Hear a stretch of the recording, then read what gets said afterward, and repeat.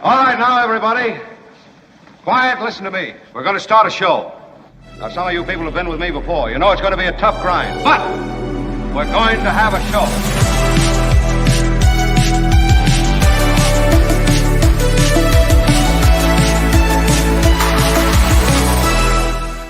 And greetings. Thank you for being in on what will be a very eventful day. There's a lot going on in the world of politics and beyond. You must join us. There's never been anything like this. I think it will be quite the incredible offering. I've never seen anything like it. I know. There is nothing in our history that quite compares to this. Yeah. I have never heard of something like that. It is. Nobody has ever put something like this together that I've ever seen. George, We've never seen anything like it before. Have you ever seen anything like this? You get it. There's never been anything like this. There's never been anything like this. So the point is, we have a special collection or constellation of things coming together on today's show. Much about politics, much about the news, some breaking news during the overnight hours, and we'll get you everything you need to know. This Arlington Cemetery thing is blowing up, and it's interesting that when it happened, I was wondering how much attention and heat it would get, but it's getting considerable attention and heat now, and is achieving some altitude, if I can use a bunch of metaphors at one time to describe how important that story is. Kim is here, and so's Albert, everybody. So I, of course, feel quite secure, both of them in Albert, their thank you. respective places. Kim, how are you? Kim, actually, as I will note now, before I get to what will be a massive day, I've got a huge law and disorder. There was a passing I want to note also that was be of particular interest to Albert. And David Katz, the former federal prosecutor, now working on the defense side, he joins us to give us some legal analysis. There's some Supreme Court ruling. It's been a busy period, and I'm looking forward to all of those things. But before I get into it all, I must relate this to our audience, because I'm always troubled when I get some kind of email that would The Mark Thompson in some Show. way impugn the credibility of Kim McAllister, who operates in the news bubble. Hi, Mark, says Tim.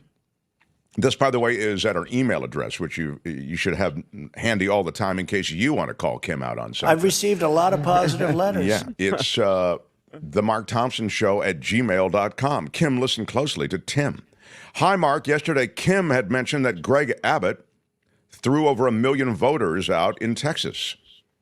I stumbled upon something yesterday that said most of them were either dead or had moved out of their respective counties.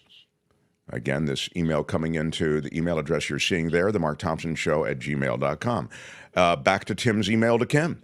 We can't just throw out information, Mark, without doing a little research. Yes, isn't that true, Kim? We can't be like them, he says with an exclamation point. Republicans don't do what they do, where you just throw stuff out there and it creates an impression. Anyway, just thought I'd let you know your number one fan, Tim. Well, Kim responded to Tim from what I'm seeing. Hi, Tim. Not everyone agrees with the voters being removed lawfully. This from the Texas Tribune, Kim writes. In response to Abbott's press release, a coalition of watchdog and voting rights groups in a letter yesterday asked Texas Secretary of State Jane Nelson whether Texas has been removing voters from its rolls within the 90-day period before an election, which would be a violation of federal law. That's right. The groups, ACLU, Texas Civil Rights Project, etc., said that some 6,500 potential non-citizens Abbott highlighted in his press release could have been mistakenly flagged. And it goes on. Essentially, Kim is slapping back at Tim and saying, hey, these people were not legitimately purged from the rolls. Well, they might have been, or they might not have been. But you know, I always appreciate voters. I always appreciate the members of the Mark Thompson Show community reaching out if they have a problem, if they have a question, if they have a complaint, whatever it may be. That's great.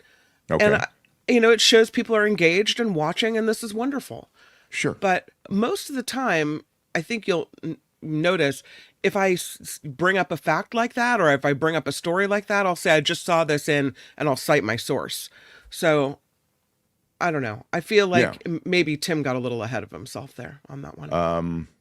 What kind of answer is that? Randy wants to know. Kim, they might have been or they might not have been. They might have been. There are all kinds of groups calling foul. The Texas Black Caucus is slamming the governor for removing these voters from the rolls. The ACLU raising questions. So yeah, I think Randy. Randy. We love you, Randy. If you want to call Kim out on something, because I, as you know, never make a mistake. It's pretty incredible. I know people say, well, everybody makes mistakes. Well, not really. Not everybody. Do you know who I am? Exactly. I'm kind of a big deal. That's one of the reasons people come here. I don't make them. But if you want to call Kim out on mistakes, it's themarkthompsonshow@gmail.com. Stan, my favorite CPA, 75. Are you kidding? What? He's giving us a $75 super chat. Big shout out. Because he got the Mark Thompson Show bump. That's why. He is my favorite CPA. That's Stan Pollock. I have to tell you, because you acknowledge me, another listener contacted me when looking for a CPA. I love that. Yeah. I never thought of this as a business source, but you never know. So a big thank you. Stan Pollock, thank you so much. Thank you so much. And I'm glad that it worked out for everybody. Thank you so much, Stan, for being a loyal Thank you listener. so much. Yes, thank you. You understand what I'm saying. That's really great news. Good. It's a win-win. Wes with a $5 super sticker. Big shout I out. think Wes will join us tonight in the meetup. We have a big meetup tonight that coincides with the Kamala Harris Tim Walz sit down, which, as you know, they're making I don't know, they're making hay of on all sides. She's not doing it the right way. Why is she sitting down with Tim Walz? Why is she sitting down at CNN? I think CNN is pretty GOP friendly. I mean, if you look at I sent it to you, Albert, I think. Oh, Jim Slayton. Hey, how about a $5 super sticker Big from shout out. Slayton? I think Slayton may be there tonight. Jim Slayton. Anyway, Spencer Jaffe with a phone. Big shout I out. love this. Let's just do this for a couple of hours. I love this show desperately needs money. Our YouTube funds are down by a lot in the last month or so, it's kind of helpful to get this pick-me-up. Thank you. Trevor Starr in Hollywood with a $10 super chat. Mark, thank you so much for making an exception and letting me into the meetup late. I didn't realize yesterday, but unfortunately I have a prior commitment. Oh, no. After all of that, What? now you won't make it. Okay, well, sadly, your contribution is unrefundable. So I am... Day, sir. Yeah, I am... or is it non-refundable? If you really want it back, of course, I'd give it back to you. The Mark Thompson Show at gmail.com. Are we going to keep that up there for the whole show? Why does that keep coming up? I'll definitely make the next one. George Santos drops and others coming this weekend. Oh, that's great. Oh, nice. Yeah. Hey, Mark. It's George Santos here. That's really great. Those drops all come from Trevor in Hollywood. What's a little lie between friends? Doug Koch with a $5 super Big shout sticker. out. All right, I love it. A lot of people are telling me you're a liar. I will be there tonight, says Brian Reich. There are going to be a bunch of people. What is this from Mo Direct? Mo Direct always has something to say that is provocative and sometimes accurate. Let me see what Mo Direct is saying. Mark Thompson, I emailed you casually to clarify. This wasn't supposed to be this, clearinghouse for comments and emails. It started with Kim, and now it's going to this. Mark Thompson, I emailed you casually to clarify about the Federal Reserve and the correction of you being incorrect, alluded that it belonged to one of the three parts of the federal government. Well, thank you for throwing a lot of extra words into that comment to make it a little harder for me to understand. But I think what you're saying is somehow I described the Federal Reserve as one of the three parts of the federal government. I most certainly never did. Because I never said that. The Federal Reserve isn't part of one of the three parts of the federal government. So take less of your medicine or more of your medicine, Mo, because that is not what I said. It's supposed to be operating with 1 foot in government and 1 foot out of government. It's supposed to be an apolitical institution, as you know, the feds. And so I don't understand why you've somehow tagged me with that comment, because I never made it. That was never an explanation of mine. All right. Can we move on from this? Does anybody have... yes, Santos did plead guilty, mountain bike fan says. Didn't Santos plead guilty at his last court date? Yes, he did.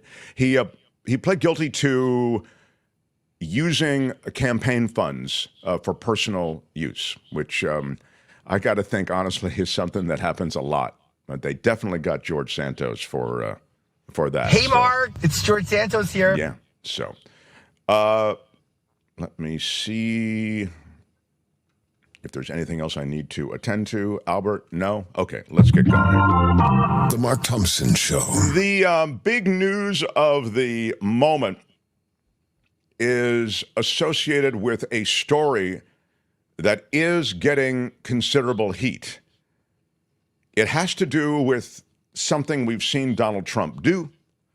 We're seeing him do it again, and the Trump people do something again that is reaching a kind of threshold. With that said, let's talk about it. This is your chunk of Trump. Sorry, let me, I was getting the video ready. That's good. All right. Open wide. Ready? Here comes your chunk of Trump. It's my favorite food. With your first bite, here's Mark Thompson. I have a feeling it's going to be beautiful. Well, it's Arlington National Cemetery. I mentioned to you yesterday, having grown up in Washington, D.C., we used to go once in a while to Arlington National Cemetery. There are rules.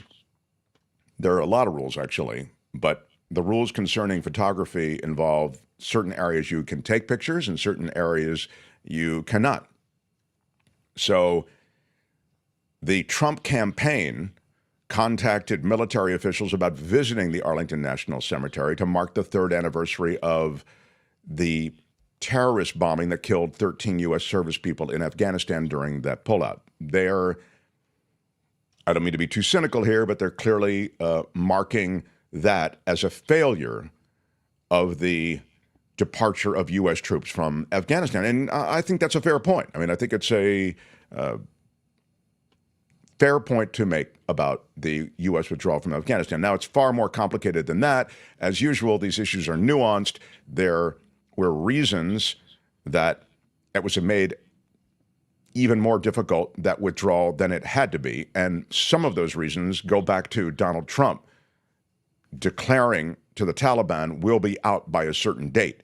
That gave the Taliban and associated terrorist organizations a ramp up to look forward to. As I've told you before, I never would have closed Bagram Air Force Base. I thought that was a mistake. So there are legitimate mistakes you can talk about in relation to Afghanistan that involve the way it was done. But more to the point, they're making political hay of the fact that that terrorist attack happened on Biden's watch and during the Biden strategy to pull out of Afghanistan. So it's against that backdrop that they are visiting the Arlington National Cemetery to mark this 3rd anniversary of those 13 U.S. service members who were killed. I mean, you didn't see Donald Trump go there last year. You didn't see him go there the year before. It's not as though Donald Trump is at Arlington Cemetery unless it's a photo op. Let's be honest. Anyway, federal law prohibits election-related activities at military cemeteries, and Arlington National Cemetery is the most prestigious and sacred cemetery of all.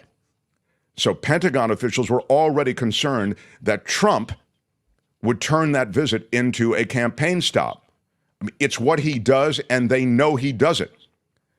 But they didn't want to block him from coming because they didn't want to get into a controversy with them blocking the Trump campaign from coming to Arlington National Cemetery. So they respected the wishes of the grieving family, the Pentagon did, and the grieving family that wanted Trump there are allowed to invite whoever they want. But at the same time, because of the politicizing the military that Trump was doing, they were concerned that that would turn it into a political photo op. So they laid out all the ground rules for Trump and his people And they'd hoped that that would kind of wall off politics from this hallowed ground. Instead, it's turned into a huge issue because Trump and his people didn't respect the precepts set down, the restrictions set down, and what was clearly agreed upon before they went to Arlington Cemetery. So an Arlington Cemetery employee apparently tried to enforce the rules. And this is a woman, and I don't think that that's immaterial. She tried to block Trump's team from bringing cameras to the graves of these U.S. service members killed in recent years. This is from a senior defense official who's describing the whole thing. And a male campaign aide insisted that the cameras be allowed and pushed past that cemetery employee. The whole thing and the whole altercation, there is some disagreement about. Apparently there was suggestion there was a physical altercation. And the Trump campaign people are saying, oh, this woman was suffering from a mental health episode. Again, I think the fact that it was a woman, generally the Trump people and certainly Trump himself feel they can have their way with that little meek woman who they can just walk over. This is my opinion. I mean, I think it's backed up by a lot of evidence. But more to the point, in this case, they pushed past her. And there was physical contact, but they're saying the woman initiated the physical contact to try to push back on the campaign people and on the photography. So they said they have, video of it, and their campaign people are going to release that video. They have yet to do so. But now it's becoming a problem for Donald Trump because clearly he's used the military once again as a prop. He used the military as a prop when he was sending them to the border at Christmas time. Remember, for all those immigrants who were going to come in, it was in, the invasion that was going to hit at Christmas time. And he took these military people and he sent them to the southern border. I hated that because it's Christmas. They should be home with their family, or at least not there for some kind of political stagecraft. But that's exactly what it was. Play a little bit of the CNN. Maggie Haberman, of course, who is the Trump whisperer, she has reported on this, and now you can see and hear and read in the reporting around this how this is blowing up for Trump. And it may blow back on him, although he is a bit of the Teflon Don. A lot of stuff that should stick to Donald Trump doesn't. This is definitely getting some stink around it. Go ahead, Albert. Brand new reporting from the New York Times tonight. The family of a Green Beret who's buried at Arlington National Cemetery is not happy about Donald Trump's photo op near his gravesite. Maggie Haberman joins us in just a moment. The Trump campaign is defending its decision to film in a restricted section of the cemetery where soldiers who were recently killed are buried. NPR reports an official at Arlington tried to stop Trump's team from doing so on Monday, but was then verbally abused and pushed by Trump campaign staff, according to reporting. VP candidate J.D. Vance, though, is blaming the media. It is amazing to me that you have apparently somebody at Arlington Cemetery, some staff member, had a little disagreement with somebody, and the media has turned this into a national news story. Trump's spokesman is blaming the cemetery official, claiming that they tried to physically block campaign staff. We should note that federal law prohibits any campaign or election-related activities within Army National Military cemeteries, which is notable because the Trump campaign posted this video on TikTok promoting his visit to the cemetery. This is the real damnable thing, I think. We didn't lose one person in 18 months. And then they took over that disaster, the leaving of Afghanistan. My source tonight is New York Times senior political correspondent Stop for Maggie one second, Haberman. Albert. The fact that they could flip that so quickly, they add music, they do a supercut on it with him talking about what a disaster the withdrawal from Afghanistan was. I mean, it's obscene how they turned that into a political moment. It really is obscene. Go back to it, Albert, please. Thank you. You're reporting this hour on new reaction to that TikTok we just showed. Tell us more about what you're learning. Right. So, Pam, my colleagues and I have reporting from another family. It has a soldier buried in that section 60, which is a very restricted section. It is for soldiers who died after serving in Iraq and Afghanistan for the most part. This is a family who the soldier in question, he was a master sergeant, Andrew Marcasano. He died by suicide in 2020, and he had served multiple tours, combat tours, including in Afghanistan, but not only. And his gravesite was caught in pictures as Trump was posing with the gravesite of another sergeant at the same section. Now, that other sergeant's family had indeed said they would like Trump there. As you noted, these Gold Star families welcomed him. As you also noted, the rules of the cemetery are that campaign photography, campaign filming is not permitted, photographs that are going to be used for election purposes. And the Marcasano family certainly was not contacted or asked for this, but his gravestone is now in that TikTok video from behind that Trump posted on TikTok. He's also, the front of the gravesite with his name is in pictures that were posted online with Trump posing with a thumbs up. And, they were very clear, the family, in a statement to us that they really support this other family and other families that lost people in the Abbey Gate bombing in Kabul in Afghanistan, but that this is a restricted area and that they would hope that everyone would be respectful of that. It was a restrained statement, but it was very clearly displeased. Yeah. And what is the Trump campaign saying to this family, to your reporting? When we asked them to respond, they would not directly address what the family said.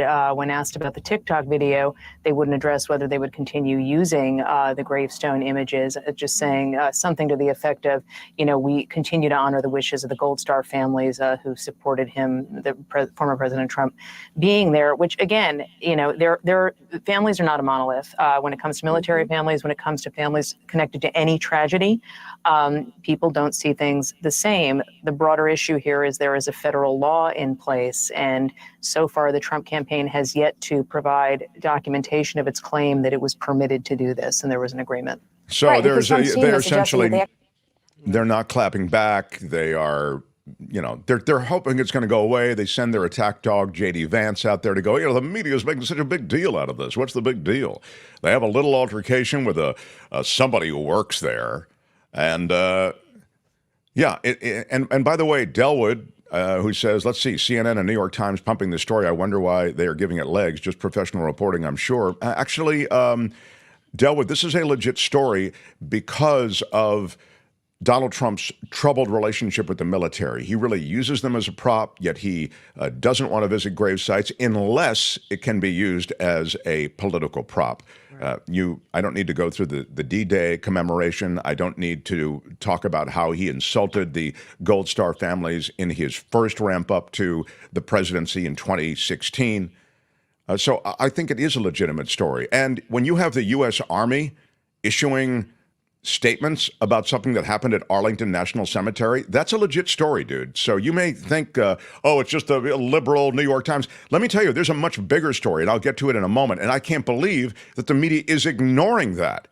I mean, so you keep talking about the liberal media, or you keep suggesting the New York Times and other print media is somehow animating this controversy around Arlington. I'd suggest they give Trump way too many passes, and they call out the Dems on any number of things. But let's just button out the story, because the U.S. Army has issued a rebuke of former President Donald Trump over the incident on Monday at Arlington National Cemetery. Now, again, it's directed at his campaign people, so they're not directing it at Trump per se, but he's included in this campaign effort to make some political hay out of his visit to the Arlington National Cemetery. They said in a statement. He's in charge. It's his campaign. They said in their statement today, this just happened, that participants in the ceremony were made aware of some federal laws, is the way the statement reads, regarding political activity at the cemetery, and, quote, abruptly pushed aside an employee of the cemetery. Here's the quote. Participants in the August 26th ceremony and the subsequent Section 60 visit, remember, Section 60 is where you cannot take photos. It's for those who are recent war dead or recently passed as members of the military. Participants in the August 26th ceremony and the subsequent Section 60 visit were made aware of federal laws, Army regulations, and DoD policies which clearly prohibit political activities on cemetery grounds. An ANC employee who attempted to, Arlington National Cemetery employee who attempted to ensure adherence to these rules was abruptly pushed aside. This incident was unfortunate. It is also unfortunate that the ANC employee and her professionalism have been unfairly attacked. Arlington National Cemetery is a national shrine to the honored dead of the armed forces, and its dedicated staff will continue to ensure public ceremonies are conducted with the dignity and respect of the nation's fallen. The dignity and respect that the nation's fallen deserve. So that's the statement. And it's worth noting, although it's kind of a coda to the whole thing, that the person who was pushed by the Trump people could have pressed charges. And I make that statement not here just saying, hey, she could. She was offered the opportunity to press charges and decided not to. So the Army, and this is a quote also from their statement, considers the matter closed. She didn't press charges because, according to Maggie Haberman, she was afraid. She saw what happened to the poll workers. She knows that the Trump supporters come after people, and she didn't want that to happen to her. And you've already seen, again, according to Maggie Haberman on CNN, Tim, so I'll cite my source. According to her, they're already calling her mentally ill. So they're already attacking her in vicious ways. She had some kind of mental break. Yeah, it's just really... for trying to uphold federal law and protect the privacy of our military war dead, our veterans, and their families. It, I believe, reflects one facet of this campaign that we've seen from the beginning, which is everything is played for the theater of it. Yeah. Everything is played in a one-dimensional way. That's the way Trump plays it. He hugs the flag. He has 40 flags behind him. He really plays the paper patriotism, It's paper thin. What he's really about is his own political aspirations, which are associated with building his brand, and that's associated with making money. Just stating it that way, you may see it differently, but he has no philosophical underpinning politically. You know that. This was a moment where he felt he could make political hay of this visit. As I say, he didn't visit last year, didn't visit the year before, but he visited this year on the third anniversary. What's the third anniversary? Oh, it just happens to coincide with a presidential campaign that he's in the middle of. That's your chunk of Trump. That's it for this edition. Well, I really enjoyed it. But make sure to join us again next time. I think you might want to listen. There's nothing wrong with listening. For another chunk of Trump. The Mark Thompson Show. Right on, everybody. Thanks for being here. We've got a big Law and Disorder. It does include some January 6ers and some interesting developments in that world. What? Yes, I know. I also have a bowling with Biden coming up as well. Biden is still president. Everybody's kind of moved past him, haven't they? On to the next one. That's America. Into the news cycle. What's the next thing? Yeah, he's old. That's my old girlfriend, Joe Biden. Now I want my new girlfriend. So we have Kim's news ahead. I also have David Katz, who is the brilliant legal analyst who will follow in the next hour as well. As I've said, I've got some Law and Disorder. I've even got a notable passing that will be of interest to Albert, who's a friend of the professional wrestling community. So smash the like button like a boss, if you would. We are here at your pleasure. Smash it with your iron We rod. are really an NPR PBS model, so we exist because you support us. And if you want to support us on an ongoing basis, please join our Patreon community. We have a couple of new Patreon supporters. And let me just give you one of them. I was very excited to see that... oh, my gosh. Ann is a new supporter. Big shout out to Ann on Patreon. Coming in for $5 a month to help us. Appreciate that. Also, she's not alone. Sylvia in for $25 a month. Big shout out. Big shout out. Thank you. And Susan, a $5 a month. Big shout out. Big shout out. Thank you. You can find links to Patreon and PayPal. Those are the two ways that people support us on an ongoing basis. You can find them underneath all our videos and, of course, at our website, themarkthompsonshow.com. So, again, appreciate you guys because without you, we go away. So thank you. The Mark Thompson Show. All right.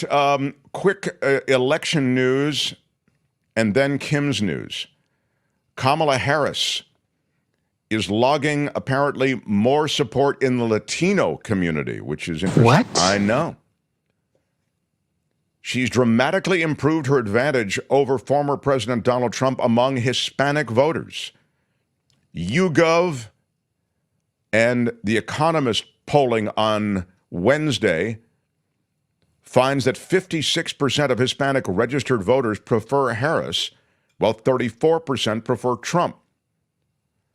The remaining 10% consists of 4% undecided voters, 4% who said that they would not vote at all, and 2% who said they would vote for another candidate. Joe Biden, interesting version of this poll conducted from July 21st, the day President Joe Biden dropped out of the race and endorsed Harris. They did polling, and Harris was leading Trump by a much closer margin when it came into Latino voters, 44% to 38%. Again, now it's 56% to 34%. It speaks a little bit to perhaps the ceiling that Trump has. He may have a lower ceiling than Harris might have. We'll see. But the other thing I will mention to you, and I mentioned it the other day, but I think it's worth revisiting, and at least keeping in the back of your mind, is that in the last two elections in which Trump has been a candidate, the polling has undercounted his support. In one case by a little over 3%, okay? So that really takes Trump into the lead, since it's essentially within the margin of error, 50 to 49, depending on, I'm talking about in swing states, okay? These are the swing state polls that are coming in. So in both elections, I believe in 2016, they undercounted Trump by a little over 3 percentage points. All the polls did. And in 2020, they undercounted Trump by a little over 2%. Something to keep in mind as we look at polling going forward. Law and Disorder and David Katz still to come. Smash the like button. Let's hit Kim's news. And we continue. Mark Thompson Show. The Mark Thompson Show.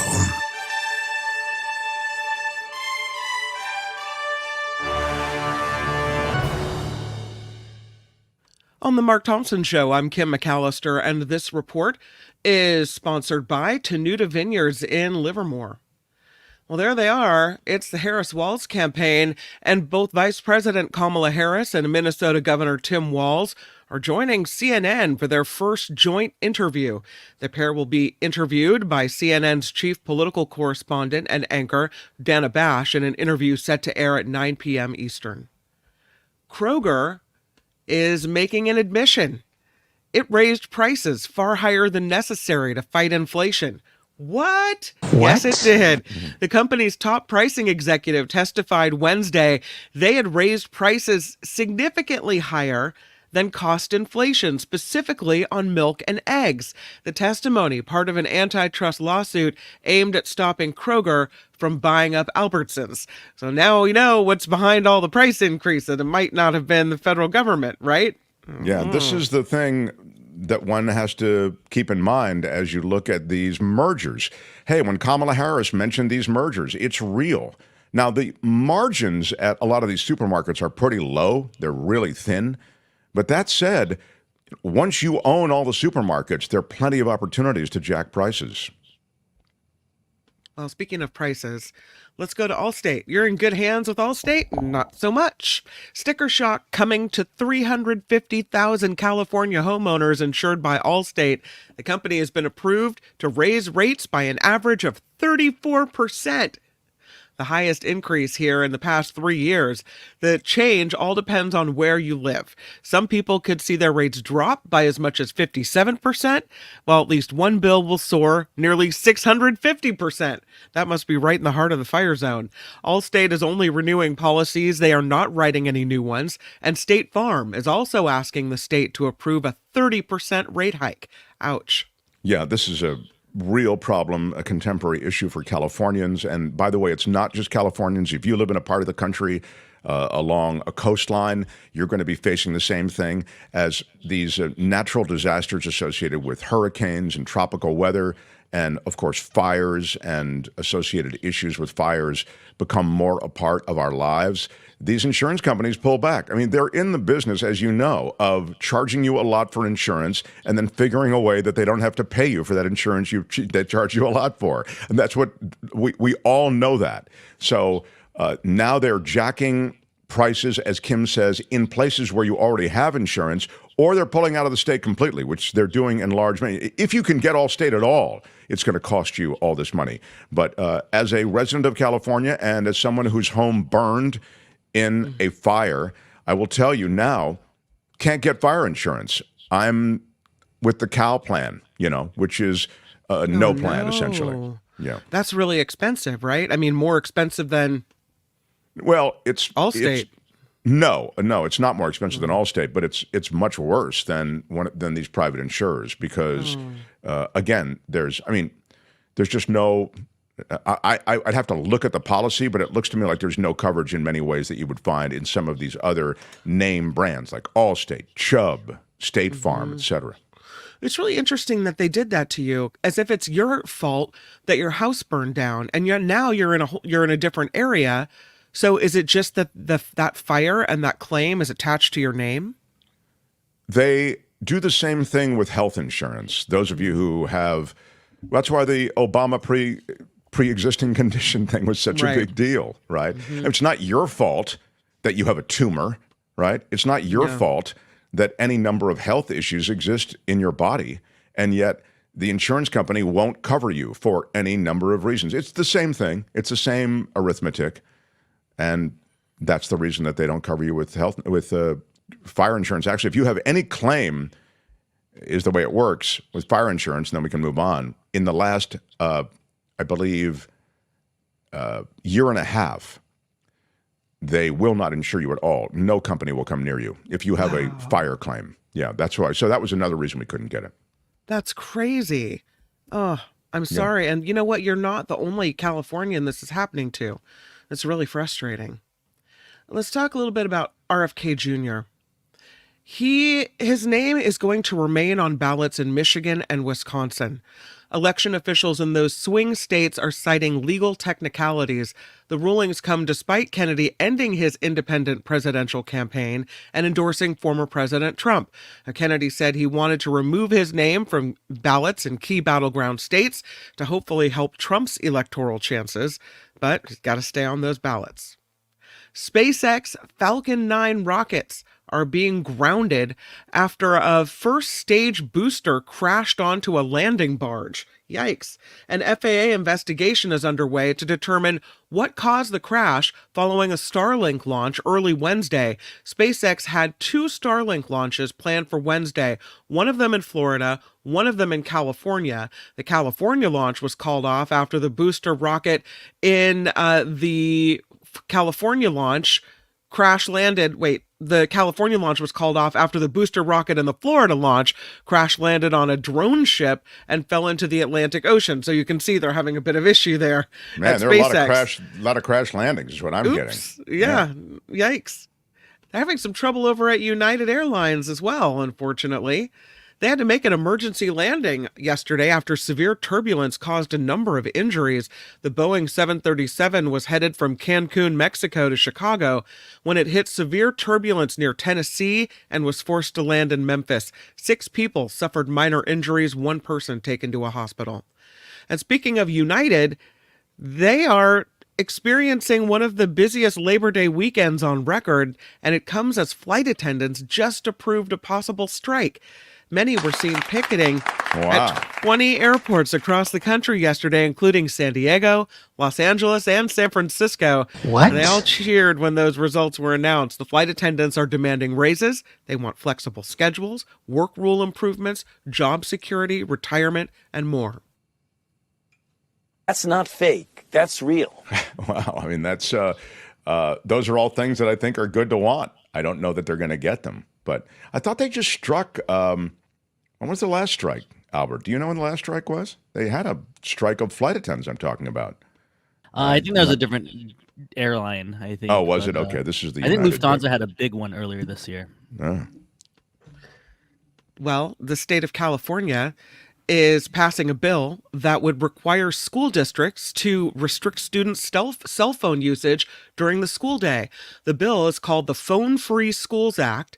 It's awaiting Governor Gavin Newsom's signature, and if signed, school districts would have until July 1st of 2026 to implement policies limiting or banning students from using smartphones during school hours. Districts would also be required to update their cell phone policies every 5 years. Cell phone use would not be restricted during times of emergency. California joining 4 other states with similar laws. That kid looks so happy on the phone. I don't see how you can take it away from her. Her mom was yelling at her about a test. This place is fun. Yeah. I see. Yeah. I think there is no question, based on all research and anecdotal evidence, that having a cell phone during a class steals your attention away from the class, from your focus. Course. There's no question about it. This You can't is have it during class. I mean, a slam dunk. Yeah. They make you, in my daughter's school and Nikki's daughter's school, there are little pockets in the front of the class, like one of those shoe things that you hang and put your shoes in. Sure. This is one of these hanging gadgets, and you put your cell phone in the pocket, and then you go to your seat at the end of the class. You retrieve your cell phone from the pocket. Yeah, Almost that's every exactly the way it class should has be. it. Yeah. Hey, man, if you can check your cell phone for a Dave Chappelle show, you can sure as hell check your cell phone when you're a 5th, 6th, 7th, 8th, 9th grader to let's get to school. Yeah, look, it's hard enough to get people to pay attention without the cell phone. With the cell phone, forget it. No chance. No, I don't mean to sound like some old guy. I get it. Games and fun and talking to your friends and being in touch with family. Great. You can do that when school is done. That's right. That's right. And I think most schools already do this. So the company known as Yelp is filing an antitrust lawsuit against Google. Earlier this month, a federal judge ruled Google violated U.S. antitrust laws and had monopolized the search market.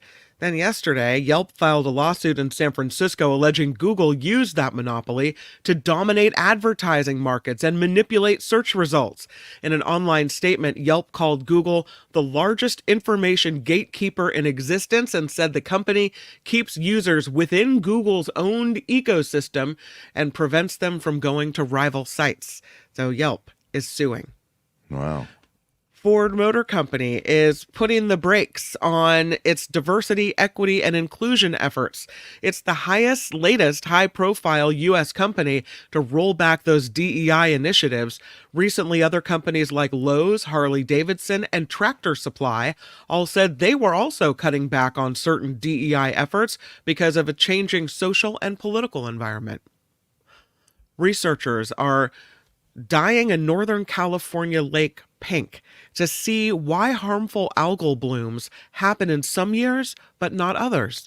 Scientists from the California Department of Water Resources added rhodamine dye to McCloud Lake in downtown Stockton earlier this week.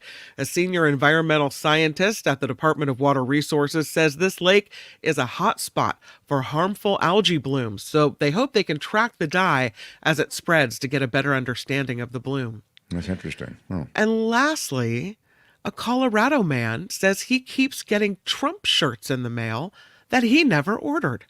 The man, known only as Rick, told KUSA in Denver Tuesday that back in mid-July, he started receiving these white button-up sport jerseys with Trump 2024 on the front. Oh, my God. Where's Mega Mickey? Thank you. Yeah. And a picture of Trump on the back with the words, "chillin' like a felon." Yeah. I'm a better looking looking person than Kamala. Yeah. So Rick says he started getting shipments about one every 2 or 3 days of these shirts. Now he's got about 20 Trump jerseys, chilling like a felon. I've never seen anything like it. Yeah. He says he thinks people are trying to return the jerseys to TikTok's online store, but the QR code is sending them right to his house instead. And Rick says, God. No. Yeah. He would like that to stop, please. Thank you very much. That's a little much. All of a sudden, he's become a fulfillment center for Donald Trump merch. I've never seen anything like it. Yeah, it's pretty crazy. This report is sponsored What can you tell us about the scene? The shirts keep coming, Larry. There's no turning them off. What can you tell us about the scene? Yeah, the Trump shirts, they keep coming. I mean, can you imagine? Oh, here's another package. You know what that is. This report is sponsored by Tenuta Vineyards in Livermore. They've got the I Love Lucy Grape Stomp coming up. Oh, that's great. Yeah. I love it. There's a level of passion that I've never seen. Yeah. It's happening Sunday, September 8th, the 15th, the 22nd, and the 29th. More Grape Stomp events are coming in October. There's a picture of Tenuta. Look how pretty. What a fun thing to do, nice? the Grape Stomp. You get your family or you get your coworkers, whatever. And it's not just you go and stomp some grapes. No. It's a big to-do. You arrive, they give you a mimosa, then you go out and you harvest some of the grapes in the vineyard, and then you come back and they have a nice big lunch with a great spread, and then in the afternoon you get to squish the grapes between your toes. Yeah, I'm more of a lunch and mimosa guy, and I let the Yeah. other people do this. Well. Yeah. But I like that you get me a little bit buzzed, then I'm more likely to end up in the barrel. Sure, exactly. We'll get you in Yeah. the barrel, no problem. Yeah. We should have a Mark Thompson show grape stomp. That would I'd be love fun. it. I'd love it. Girl, you just woo. Yeah, you just woo, girl. I'm ready to do it. They do ask that you bring a towel to wipe off your feet after you do the stomping. The space is limited. It's $55 per person. That includes a mimosa. Okay. And then there's discounts. You can bring kids out there. It's a very kid-friendly winery. Oh, my God, yes. And kids on $20 mimosas are the greatest thing that's ever. what- No, Mark, those are not No, for kids. there's alcohol involved. Yeah. It's about $20 if you have a teenager and $10 if your child is under 12. But no matter what the price is, you get 10% off across the board for being a Mark Thompson Show listener. Oh, that's nice. Okay, All good. Now you you're have talking to my do language. is use this special phrase. Smash it with your iron rod. Oh, Even that's though cool. in this Smash it When case, do you use iron when do rod. you use that phrase, Kim? you have to email Rich at Tenuta Vineyards, or All you right. can call 925-699-4576 to book your tickets, or go to the winery or order wine, whatever it is you're doing. You call him there, 925-699-4576, or you can email him, rich at tenutavineyards.com. You say or type, smash it with your iron rod, boom, you get the 10% off. You're well on your way to the grape stomp or to some Why Are You Yelling Red, and it's all going to be golden. Wow, Yep. I'm loving it. I'm feeling it already. Yeah, really nice. I think that grape stomp looks really fun. I think mean, it's a short drive for you and the family. It is, yeah. A good activity for you. It's not true. It is true. I have some video of the grape stomp if you're interested in seeing that. I'd like it quickly because I do have some other things to get to. Okay, here it is. Yeah. Look at them in there. Oh, wow. They really are in it. They're really in there. I mean, I think this is more of a great fight. is a situation. They do Than have a a grape situation. I think stomp? there's that is not a, I don't think one towel is going to cut Those it. kids are throwing, they're using the grapes as weapons. They're throwing them at each There's other. never It's been like some anything kind- like this. Yeah, it's kind of, wow. That's wild. Oh, goodness. TYT is using the smash it part of that drop often, says teacher Lori G. Oh, Just really? started in the last few days. My brothers and sisters at TYT are using our drop. Wow, that's amazing. Smashed it with your iron rod. Well, they are my brothers and sisters, so they can feel free. Do you to know use who I whatever am? they want. I'm kind of a big deal. I love it. I'm Kim McAllister. This is The Mark Thompson Show. They had to close down an entire radio station to silence him. And now he's here. Ladies and gentlemen, Mark Thompson. Feel it in your soul. The Mark Thompson Show.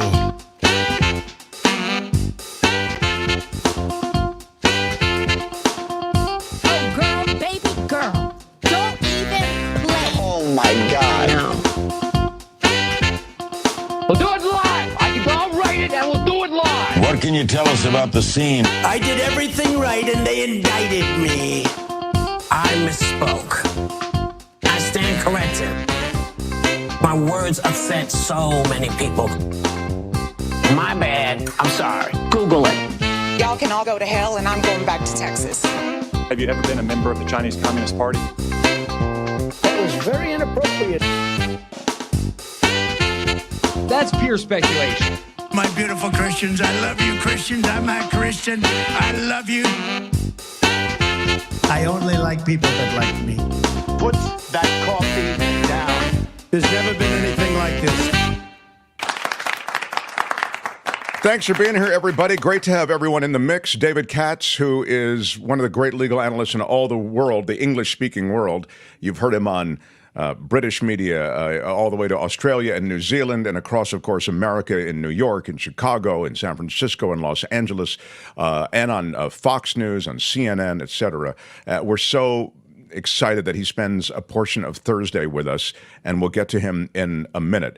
But first, I wanted to touch on a couple of other things in the law, and we do it in a segment. Are you ready, Albert? I don't like the uncomfortable lag where you then come in and you go, Mark, I'm still trying to get the other thing ready.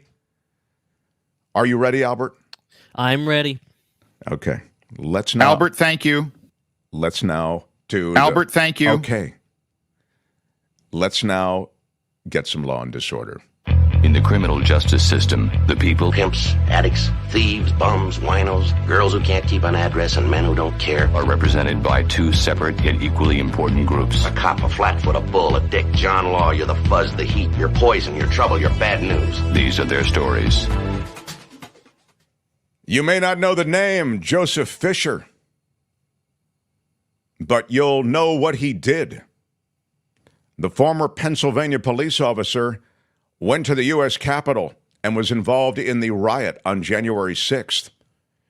His case was on pause because the Supreme Court, as you're aware, was considering whether one of the charges that he faced, which is obstructing an official proceeding, was being interpreted in a way that was improper when applied to riot-related criminal cases. So the Supreme Court ruled this summer that the Justice Department used this law, this obstruction law, to bring obstruction charges against hundreds of people on January 6th who don't necessarily fall into the category of the obstruction law. They did not throw out the obstruction charge against Fisher. I'm talking about the Supreme Court, but they sent the case back down to lower courts with instructions about how to assess the charge in light of the Supreme Court ruling. So when the case returned to court yesterday, the judge said that what remains of this case will go to trial in 2025. The prosecutor is saying that Fisher will face trial on other charges, but not the obstruction charges. Fisher faces 6 other charges related to the riot on January 6, including assaulting law enforcement officers and civil disorder. Fisher is one of the people that recorded himself yelling "charge" and running into the U.S. Capitol on January 6th. He said over text that protesters should drag Democrats, quote, into the street and have a mob trial, end quote. So it's acknowledged by prosecutors that bringing the case in front of a jury next year is, quote, a pretty long delay, but attorneys on the case were told that he'd try to accelerate the case and that if they have any openings in the trial schedule, they'll try to move that up. Meanwhile, in New York, federal prosecutors are saying that Nicole Torres sold election jobs to Bronx residents for $150 apiece. It's just the most recent smear on the reputation of the New York City Board of Elections. Nicole Torres, an elected district leader and one-time Republican candidate for state assembly, also forged timesheets for so-called no-show employees. Now, she pocketed salaries for those employees that were no-show employees. And this indictment was just released yesterday. And the charges against Torres are the most recent in a string of scandals in this troubled board in New York. They have been accused of failing to mail out absentee ballots, a botched rollout of the ranked choice voting system, disenfranchisement of voters, and more. Torres is 43. She's worked for the board since 2016. She made $65,430 last year, and that's not counting the no-show job money that she's pocketing. Exactly. So she was responsible for monitoring poll workers' attendance and ensuring that they were paid on Election Day during the early voting periods also, according to this indictment. Poll workers, you may be interested to know, in New York, they can earn about almost $3,000 each election cycle if they work all 9 early voting days plus Election Day. So it's not nothing. I mean, it's still public service that you're involved in, but there is compensation associated with it. And apparently, if you're selling spots, there's even more compensation associated with it. This is a big story, and as a journalist and people who care about journalism, you should very much care about this story out of Las Vegas. We showcased it at the time when it was first happening, when this journalist lost his life, and now there's a verdict in this trial.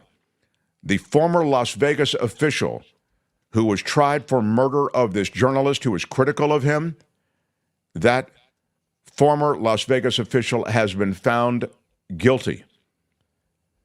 This just happened yesterday. The verdict, this longtime Las Vegas reporter who wrote articles critical of this public official ended up losing his life, shot.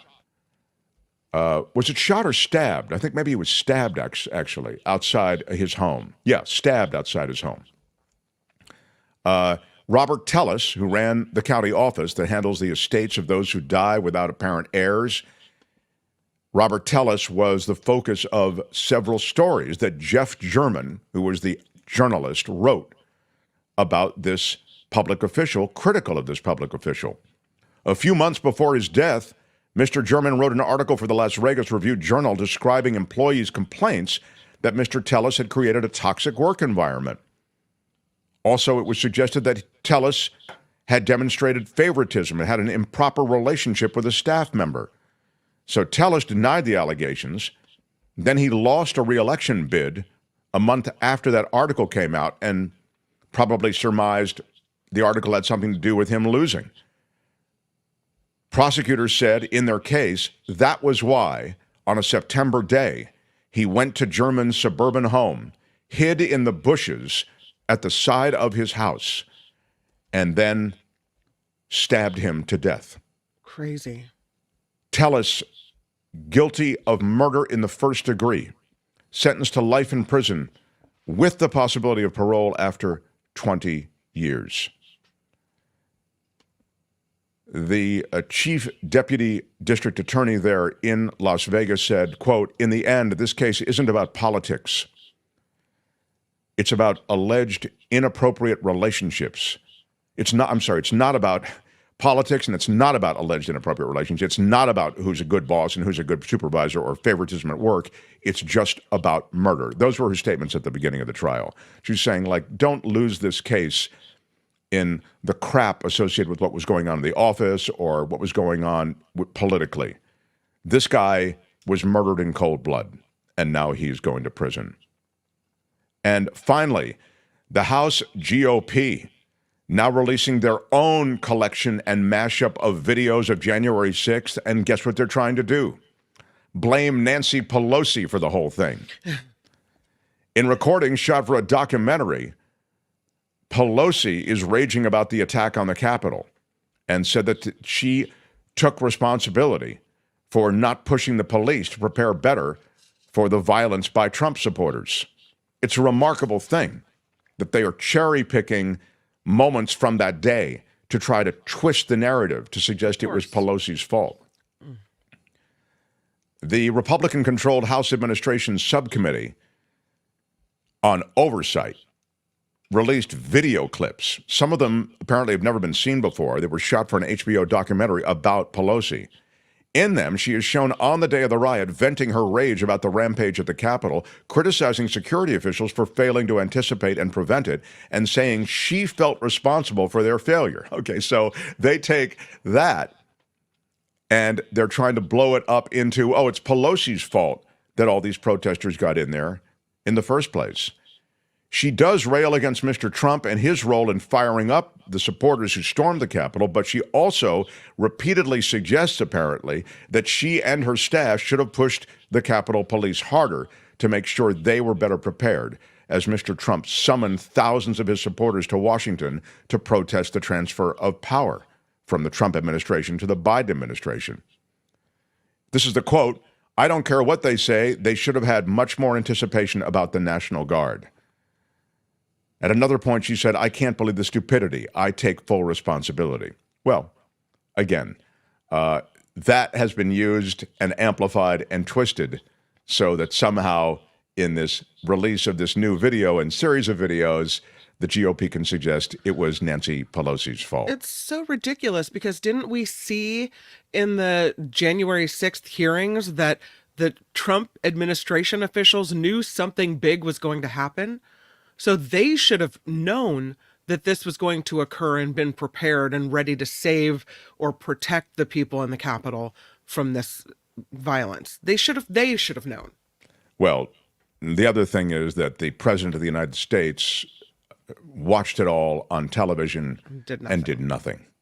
That, I think, speaks volumes as well. Mm-hmm. That's law and disorder.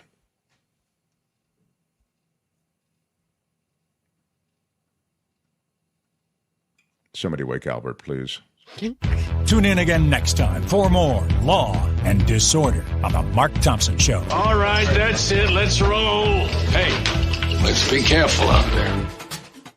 Struggling a bit today. Albert, thank you. Be a little bit, what's happening, Albert, over there? Are you, did you wake and bake today? What's going on with you today? My God. My stream is lagging. I'm like on 2 bars. Oh, I see. Your stream's lagging. Wow, that's... what? I know. It's a good excuse, but yeah. That's not good. Mark is someone who we love, Mark Petrie. A $5 super sticker. Big shout out. Thank you, Mark. Thanks, Wasn't Mark. Petrie the last name of the character that Dick Van Dyke played in... he was Rob Petrie, wasn't he? Right, that's right. Yeah. Mark Petrie. Big shout out. Big shout out. Thank you for the $5 super sticker, sir. Love it. We are a crowd-funded show, so we try to make a big deal out of the crowd that funds us, you know. Anything else I need to look at before I move on? I do have a notable passing that I thought might be of interest to Albert. We have a couple more donations here from Spencer I Jaffe. want to, Spencer Jaffe, constant supporter of the show, big supporter since the beginning. Thank you, Spencer, for a $5 super sticker. Appreciate that. Super stickers and super chats, always welcome. 2 black men killed at the RNC. Scott and Byron silent. No contendo saying for that. Big shout out. Are you referring to them? Is that what that is, Kim? That's a reference to those 2. I'm sorry. I don't get that. Yeah. Here it is. Sorry. Good. Florida Air Force vet killed by police. Thank you. Big shout out. No contendo with a $30 super chat. So let's figure this out. Florida Air Force vet killed by police. Wrong apartment, but a legal owner and a stand your ground state. GOP and especially their puppets, Byron and Scott, said nothing. I see. Okay. Because the GOP have complete disrespect for black men and the military. I see what you're saying. Yeah. I mean, well, look, that was, and what goes on in Florida regarding firearms and people getting shot and people of color being shot, it's crazy. It really is crazy. I mean, this stand your ground thing, you know, which we learned about during the whole hoodie, Guy looked like he was threatening to me, so I shot him and killed him. That whole case, it's remarkable. And it's as I say, a perverse justification for the use of violence against black men. So, yeah, the Florida Air Force vet killed by the cops with the wrong apartment. Yeah, you know the details on that. You don't need to know much of the details except for the fact that he did it. He had look. They're coming into his place, and he didn't have the gun pointed at anybody. You know what I mean? It was an extraordinary excess of force in that situation. But Byron and Scott get their marching orders, and we know what happens there. So thank you for that, nutritionist Liz, my favorite nutritionist. Big shout out. $5 super chat. The thing about a Mark Thompson delay, aka classic Mark Thompson time waster, is that no criminal goes free at the end. That's right. That's right. Yeah. Classic Mark Thompson time. This is a classic Mark Thompson time waster. Uncle Scrooge. Oh, I like it, Uncle Scrooge. Yeah, how about a big shout out to Uncle Scrooge? Not surprising. When does Trump follow the rules, or when is he held accountable for breaking them? Typical. Thank you, Uncle Scrooge, for reminding me, because I was mentioning to Delwood, who is a big Trump supporter on this channel, that he was talking with the New York Times, and they're all over this thing with the Arlington Cemetery thing, and it's no big deal, but the liberal media. Albert, did I send you the post on Donald Trump's feed with Hillary Clinton and Kamala Harris? I didn't get that. You didn't get it? I look for it. Essentially, gosh, I meant to send it to you. Damn it. Well, I'll tell you what. Later in the show, I will. I've got after David Katz. Do I have time to do something else, Kim, or do I have somebody coming else? Yeah, you have time. You have absolute time. Yeah. So I will make sure that Albert gets that, and I want to show you how much the mainstream media ignores some of the crap. I mean, gross stuff that Donald Trump has posted. They give him a pass. Even Dana Bash, who is doing this interview tonight, and I think I generally respect her and the work she does, but she gave the Republican vice presidential candidate, Pence, she gave him a pass when he was on stage with her at a town meeting. He said, she asked him a question about the separation of families at the border. I was sent that video. I do have that. Oh, here it is. And she ignores it. She lets it go. He said, it started under Obama, actually, and then we discontinued it. No, this is a complete lie, and he was just allowed to get away from it. Here we go. The family separation policy actually began under the Obama administration. And then we continued it until President Trump rightly reversed course. Yeah, okay. So that's it. That's just not true, okay? It's not, and he can shake his head in that studied way in which he makes everything look legit, but it's not. But he wasn't called out there. So, again, I get that the GOP and those who support the GOP in this instance will spin what's happening on this media event tonight, that she's friendly and she won't. There's a lot of pressure on her to be tough. And I'm sure she probably will be tough. But I'd suggest they're oftentimes tougher with the Democrats than they are with the GOP candidates. I mean, and there was just one example. But after David Katz, I'll share with you a post and series of posts that Donald Trump has offered regarding Kamala Harris and Hillary Clinton, and it's grotesque, okay? It's right up there with grab them by the pee. Mm-hmm. And the press is silent on it. Silent on it. It's amazing how they look the other way. So, smash the like button. Smash it look, with your iron rod. I get it. I'm not a Trump supporter. I don't want Trump near the White House. But if Trump was making points that deserved oxygen, I'd be happy to share them. You know, I've rotisseried Democrats on this channel before. I have no allegiance to the Democrats. But my God, I mean, when you start, I think, making these accusations about how the media is coddling one party or another, I agree. I think maybe many members of the media don't want Donald Trump in the White House. It's hard for me to conceive that you'd want a guy who considers you an enemy of the state and has called you an enemy of the state to the point that people fear for their own safety if they're journalists in this country during the Trump administration and now beyond. It's hard for me to believe that those people would support that candidate. But that said, I try to call the X's and O's as fairly as I can. Now, what are we doing, Albert? Okay, David Katz is standing by. Oh, he is? Oh, that's great. Wow. Well, without any further delay, let's... The Mark Thompson Show.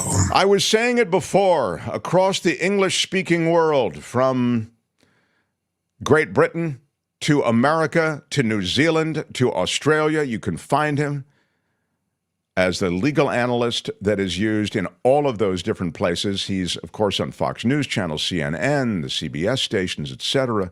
We loved him on KGO. That's where we got him. And he will be at the meetup tonight, as will Pat Thurston. So very excited to have David Katz sort of in an after-hours capacity. He was a federal prosecutor. Now he works the defense side of the table. David Katz, everybody. Great to be with you. Hello, sir. Yeah, really good to be with you.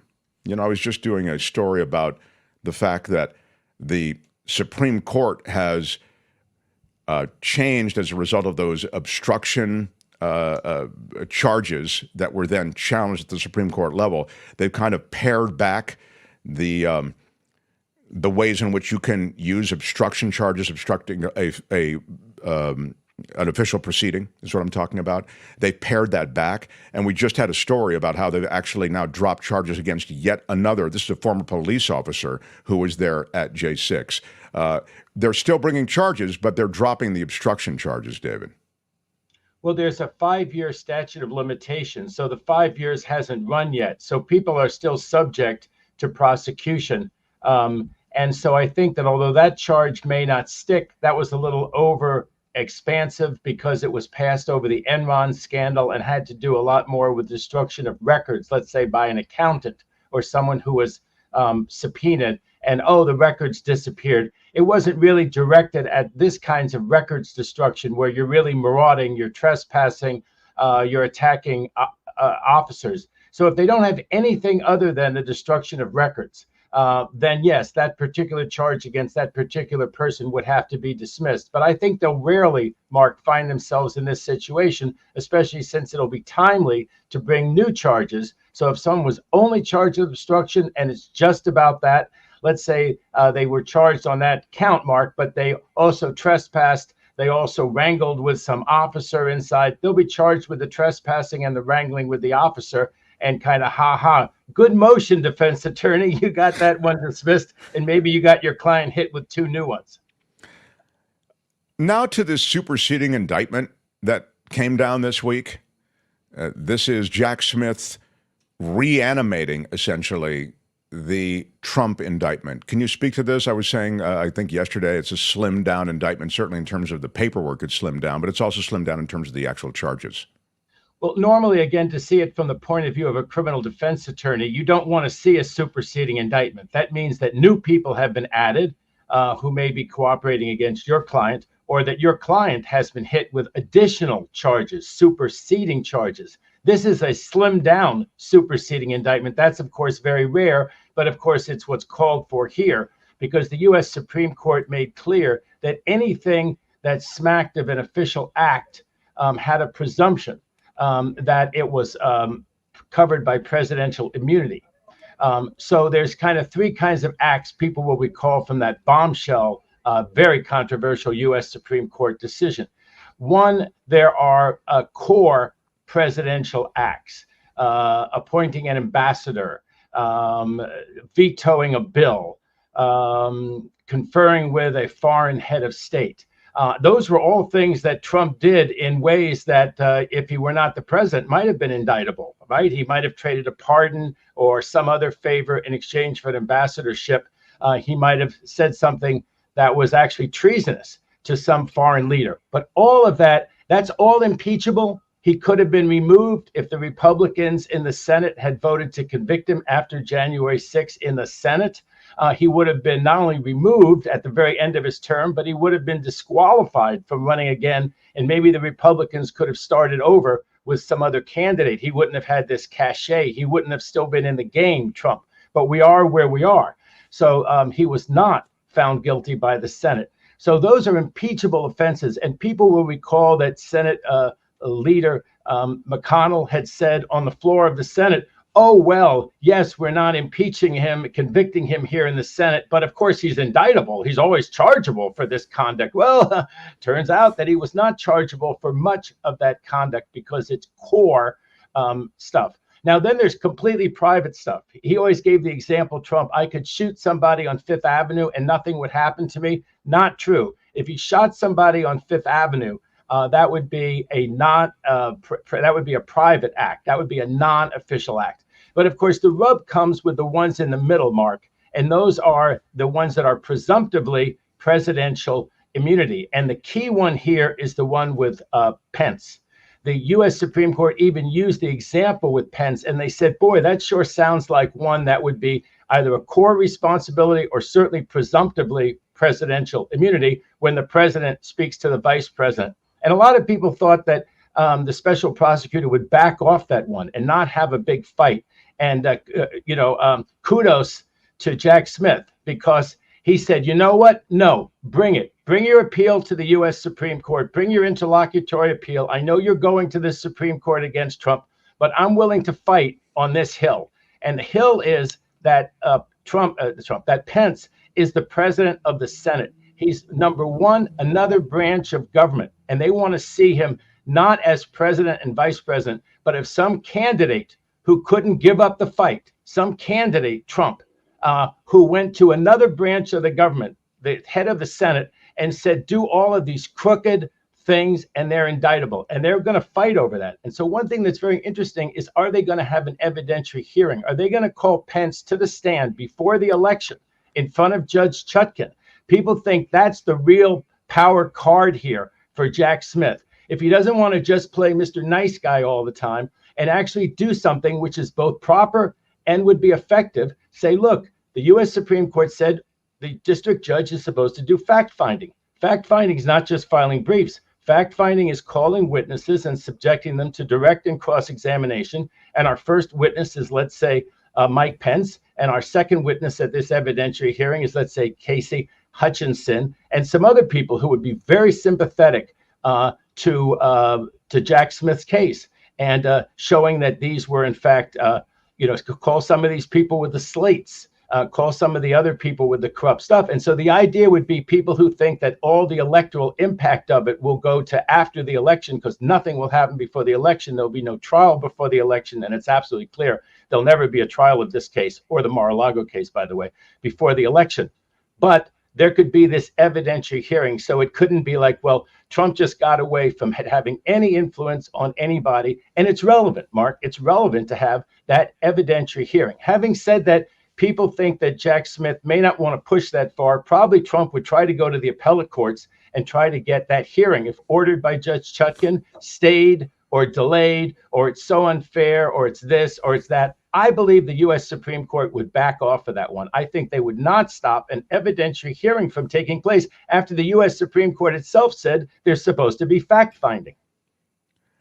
You anticipated my question, which was associated with timing, because now the clock is really almost striking midnight.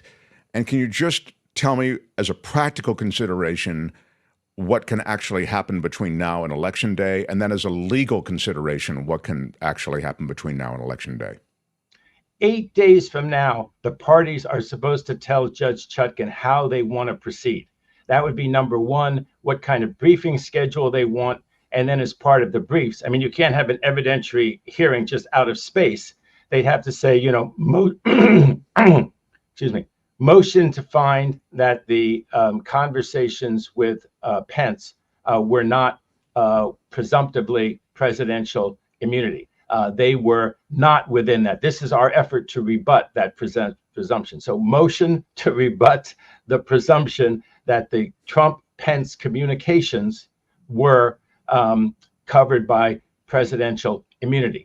In other words, and just to be clear about it, a motion to argue against those being protected communications. Right. And so Jack Smith would file that soon. He would tell the court on Friday that he wants to have an evidentiary hearing. He wants to bring that motion.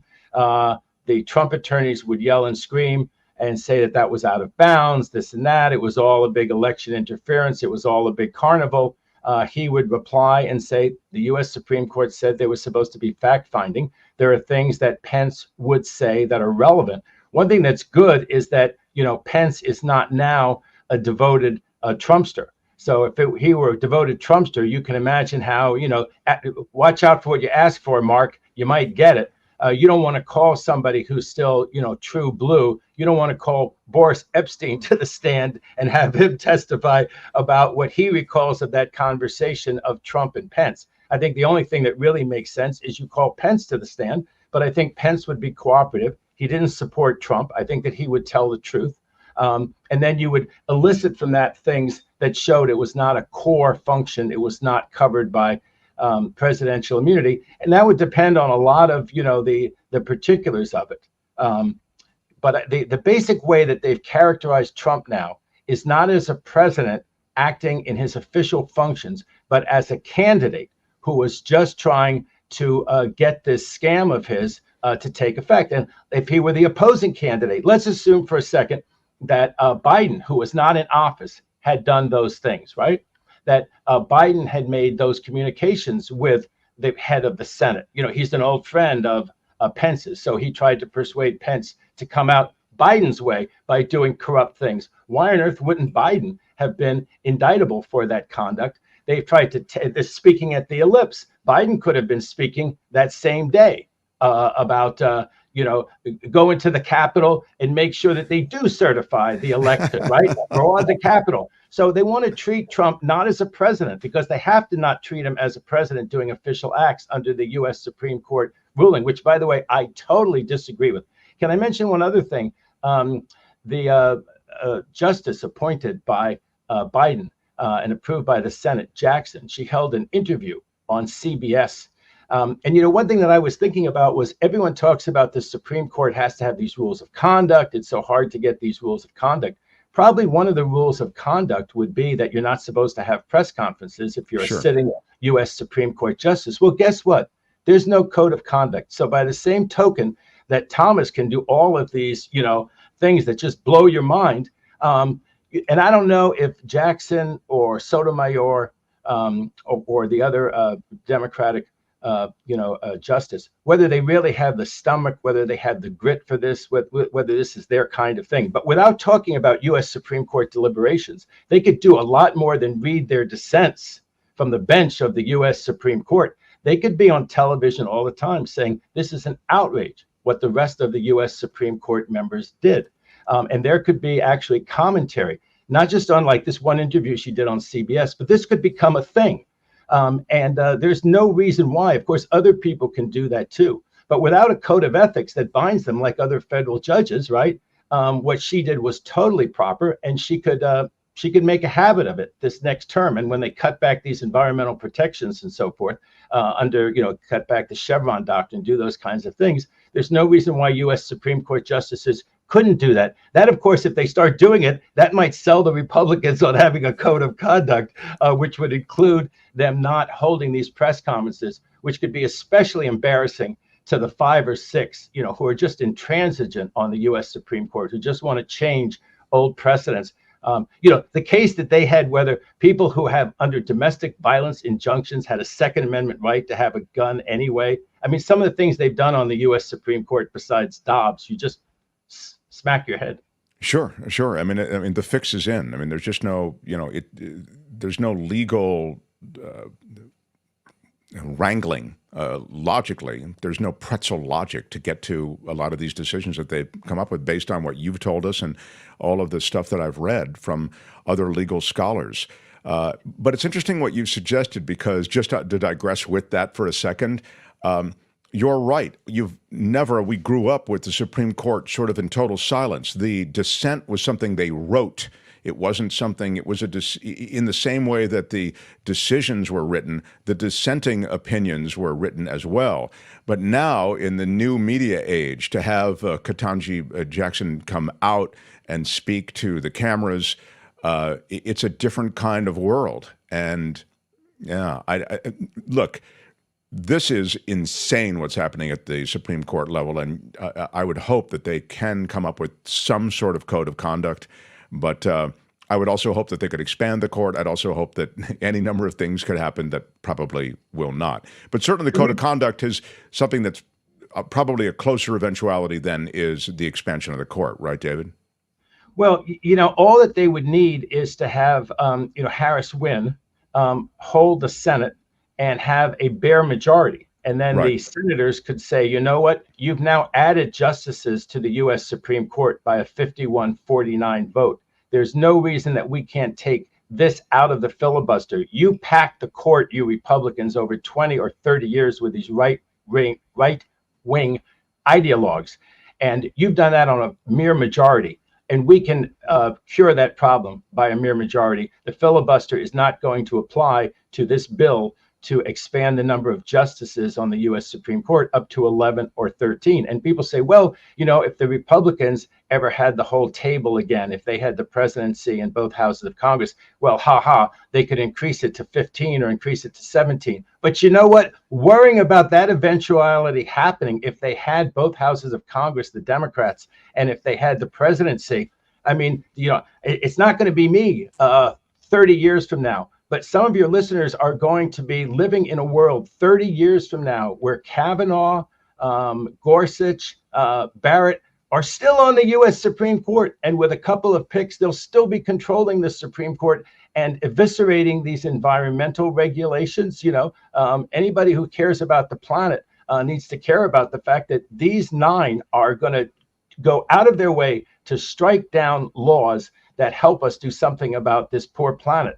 And what's happening to it, and many other regulations, regulation by regulation, something as small as this regulation that they just set aside. They refused to let President Biden do anything about relieving some student debt. It's just unbelievable. They just refused to let this new regulation of Biden's go into effect that would ease some student debt. It apparently is not as big as the old student debt relief. It does something with the calculation and calculates it in favor of the student debtors. That was too much for this U.S. Supreme Court. So the bill that they're talking about is good, the Democrats, because it raises that issue of the U.S. Supreme Court. It makes people focus back on it, and especially focus on this abomination that is the Dobbs decision overturning the 50-year precedent on a woman's right to choose. But people just have to do something about this situation and focus on it. But term limits is not the right answer. If you think about it, the term limits would only apply, in the hope that Democrats have control and that there are term limits. The Democrats are the one pushing term limits. What it would do if they win, if that's all they get, it would term limit their appointments. It wouldn't term out Gorsuch, Kavanaugh, Barrett. It wouldn't even term out Alito. It wouldn't apply to any of them. It would only apply to their new picks. So that's not the answer. The answer is absolutely, and it doesn't require a constitutional amendment. There's nothing in the Constitution, Mark, that sets the number of U.S. Supreme Court justices as 9. The great Abraham Lincoln, before he says the great Hannibal Lecter, I think sometimes Trump says the great Abraham Lincoln. The great Abraham Lincoln increased the size of the U.S. Supreme Court from 9 to 10, and the country survived. We survived the Civil War, and we survived barely. And not if you take into account Jim Crow and stuff like that. A lot of people really didn't survive for generations, the outcome of the Civil War, without having Reconstruction done vigorously. But certainly the court survived going from 9 to 10, Mark. And the fact that FDR gave a, quote, court packing a bad name, that was not thought through at all. It was way too complicated. And as they say, a switch in time saved 9. It turned out that one of the justices voted with the FDR New Deal programs. He had voted against those programs before, the famous saying, a switch in time saved 9. So if you're waiting for Alito and Thomas to switch and suddenly understand that precedent means precedent, don't wait for that. Don't wait for that. Expand the size of the U.S. Supreme Court to 11 or 13. Have some really moderate justices put on there. That would be good to decrease the polarization. Just some super well-respected legal scholars, judges, best thing, probably appellate judges, moderate to liberal Democratic appointments. Of course, that's what they would be. But you might have a Republican in there. That might be another thing. The Democrats are more likely to put a Republican and somebody who's reasonably middle of the road in there than the. There are some wonderful Republican appointed judges throughout this country, including appellate judges. I don't say when I get a case, oh my God, I have this Republican who was appointed by either Bush's dad or Bush. That's usually who they are. Of course, there are some Trump ones too, but I just tended not to be in front of them because I've had more appeals in years past than I do currently. But the fact that someone was, we had judges in those days from Nixon, from Ford, appellate judges, Bush's, and at least on criminal defense issues, they tended to be more conservative than the Democratic appointed judges. They tended to be more pro-business, but it was not the kind of stark thing that people are looking at when they see someone like Gorsuch. You see someone like Gorsuch, you just say, oh my God, that Gorsuch got that appointment and not Merrick Garland. Talk about a change on the U.S. And Gorsuch is there to do the work of corporate polluters and for big corporations to be able to ride roughshod over basic consumer protections, over basic environmental protections. As you say, you don't have to care about the planet at large. If you care about clean water, clean air, and pure soil, then you need some voices and opinions on that Supreme Court that go against these guys. This is I think they're like mafia dons for the people that they work for, and those people apparently are, having bought and paid for these guys, they are big business. And I don't care what he says about, regular stock, but I come from regular stock. The reality is quite the contrary. But I'd like to hear this, particularly from you. You're very fair-minded, and you feel we should. I think one of the things I didn't like about Joe Biden is that he's such an institutionalist. He's so worried about the blowback, on suggesting that you would expand the court. I mean, he didn't state it, but I think that checks his enthusiasm on something that is viewed as so radical when you're an institutionalist. But I mean, the reality is they didn't worry about the blowback when they rolled back Roe. They didn't worry about the blowback when they made these immunity decisions that you and many others didn't think ever would come down to almost literally just help and protect Donald Trump. And I don't think Biden and Democrats, and if they get control of the Senate, and that's a huge if. I understand they have it now, but they very easily could lose it. I don't think they should worry about expanding the court. I wanted to ask you about. Mark, can I just touch on that very quickly? Sure. Some of my favorite justices, just from my own philosophical legal perspective, were Republicans. Stevens, probably one of my favorite justices of all of them. He also was the only one who hadn't gone to the Holy Trinity, Harvard, Yale, Columbia. He was at that time the only one on the U.S. Supreme Court for a long time. Don't look for University of California graduates. We've only had one in a long time, and that was Earl Warren, the great Chief Justice Earl Warren, the Warren Court. One thing that's interesting about Harris is Harris went to the University of California Law School, so okay, if we can't have a Supreme Court justice, how about a president? Well, now your partisanship is showing. It's collegiate partisanship. I also like Souter, and Warren, of course, was a Republican. I want to get off the Supreme Court for a second and ask you about a bizarre case. There was a case in Texas in the criminal courthouse, a defense attorney arrested, accused of smuggling drug-laced paper in the guise of power of attorney documents to a defendant in the building. This guy, licensed to practice law in Texas since 2008, he's an attorney, in other words, charged with engaging in organized criminal activity and bringing a prohibited substance into a correctional facility. The scheme came to light during a review of jail calls in which an inmate discussed a potential deal between an attorney and a murder defendant in his cell block scheduled for days later. Investigators reviewed the attorney visitation logs and determined that this guy visited the defendants in jail after having represented him since 2022, went to court for a bail hearing, was handed documents, and the documents were potentially laced with meth. This happened inside the courtroom, according to the sheriff's office surveillance video. The investigator watched Johnson's movements in the courtroom's gallery, said that he entered a holdover area for inmates with the documents, emerged then without the documents, and so on. I mentioned this to you in email form because I thought it was such an extraordinary thing. And you said, actually, this isn't a situation that you hadn't heard of before. There was someone in the Central District of California, my federal district here, that got investigated for this. I don't know if he ultimately got convicted or not, that he had brought some kind of drugs into the Metropolitan Detention Center, that white building with this tiny little slits for windows downtown LA. And that's where, I go to see a client if the client is in custody. And of course, you don't need a lawyer to be a lawyer to know that that's a criminal violation by anybody. It's fair to say, though, that the people who commit that crime by far the most are law enforcement, crooked jailers, right?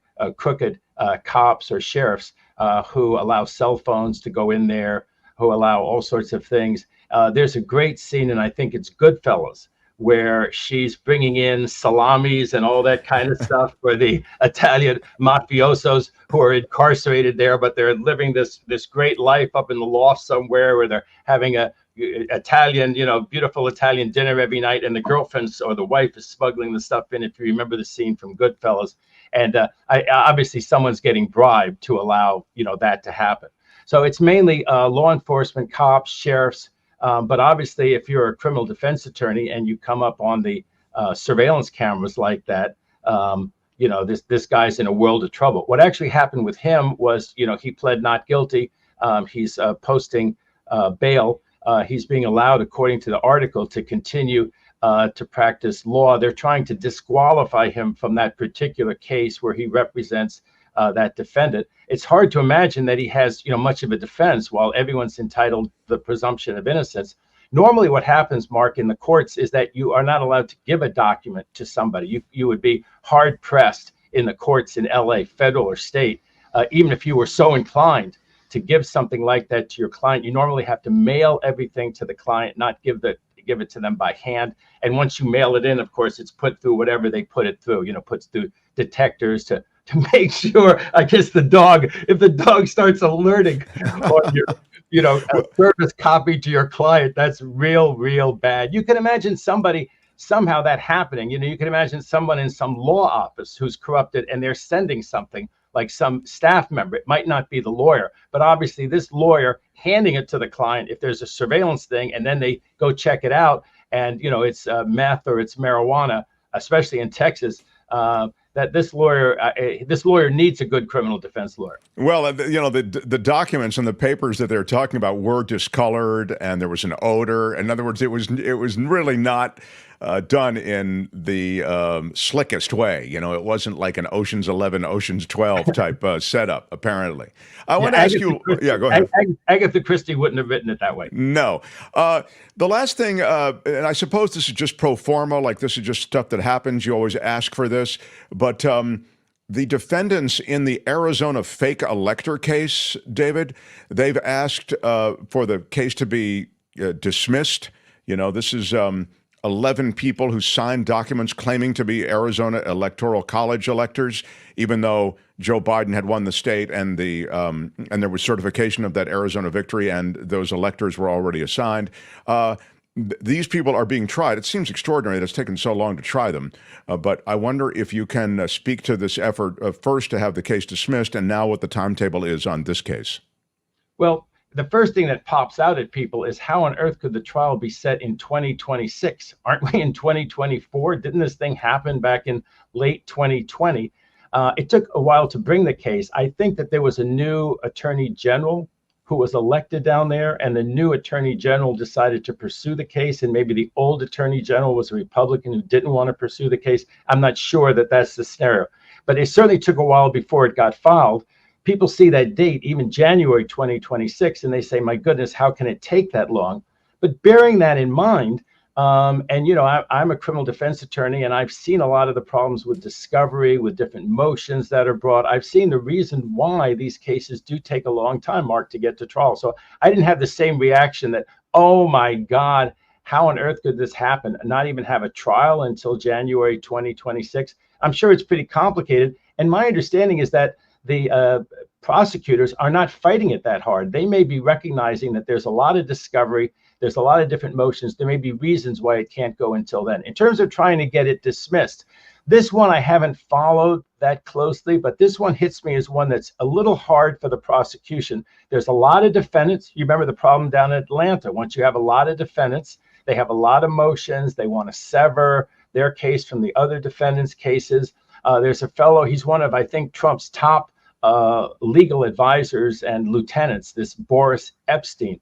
I don't think he's been charged anywhere else. It's just hard to believe that a very smart fellow like him really is good for this. I mean, that they really have compelling evidence, Mark, that he said, oh, yes, I know we lost Arizona and that the electors have all been chosen, but let's go send some fake electors. I just think it's going to be very hard to prove this case. Remember, it's not civil. They have to prove it beyond a reasonable doubt as to each and every one of the defendants. Of course, some people like Giuliani are in the case. You know, it's a lot easier to believe that he did a lot of, stupid and criminal things, allegedly, that they could actually prove beyond a reasonable doubt. They have a couple of cooperators in this case.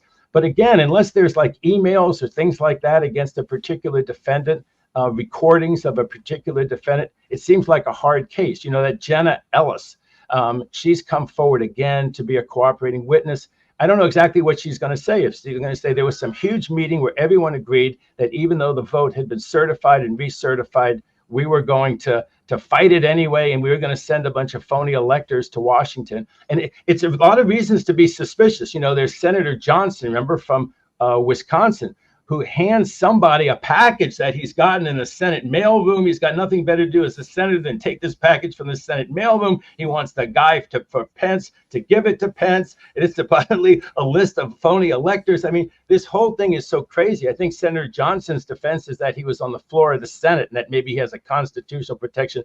But it's great that they investigate all that stuff. I think Arizona, Mark, is going to be one of the really hard cases to prove all of those defendants guilty beyond a reasonable doubt. Well, I just, when you say that there are a lot of moving parts to this case, I'm sure there are, and you said that there are complex parts of this case and that there's so many defendants. I get it that there are, but I would say, gosh, David, I mean, you've just also noted the cake was baked. Then they tried to fake up these electors. There's no question, it wouldn't seem that these people were associated with this. They signed documents. They were in on this caper. I mean, again, isn't there a way to boil this case down to that? The simplicity of wrongdoing here seems to me undeniable. Well, I think the case may get severed. There may be more than one group. And I think, yes, the prosecutor, and I said this about Atlanta, should decide who they really want. There's a lot of defendants here. Remember in Atlanta, besides the problem that she had with her potential disqualification and the disqualification of the special counsel, remember, we called him the $700,000 man, and he was required to get out as the special prosecutor down there in Atlanta. But there were, besides that problem in Atlanta, Mark, there were an awful lot of defendants. And so I just think that, that's one thing we learned as prosecutors, you can't charge everybody in the case, okay? Use some of them as your witnesses, pare the case down, figure out who are the 3 or 4 people that you really want, focus on them.